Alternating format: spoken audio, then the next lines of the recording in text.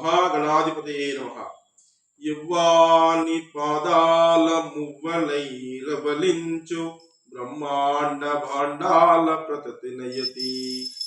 యవ్వాని ఘన కుక్షీహ పర విద్యల అక్షరార్ణవమైన మృత కలశి.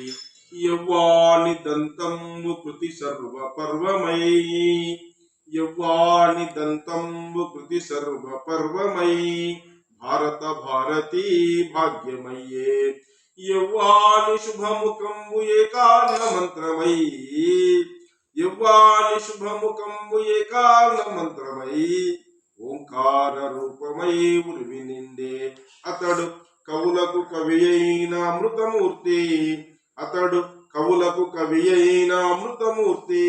సారస్వతాక్షర చక్రవర్తి. విఘ్నములు బడదోసి విజయమిచ్చు స్వామి విఘ్నేశ మీకు వందనమిదే. గం గణపతయే నమః. ఈ సంవత్సరము శ్రీ విశ్వావసునామ సంవత్సరం భాద్రపద శుద్ధ చవితి నాడు అందరూ కూడా మహాగణపతిని ప్రతిష్టాపన చేసుకున్నారు. 6 తారీఖు నాడు అనంత చతుర్దశి కాబట్టి అనంత చతుర్దశి నాడు మాత్రమే నిమజ్జనం చేయాలి. అంతకంటే ముందు చేయవచ్చు, 9 రోజులకు కానీ 7 రోజులకు కానీ కూడా చేయవచ్చు. కానీ అనంత చతుర్దశి దాటి పోకూడదు.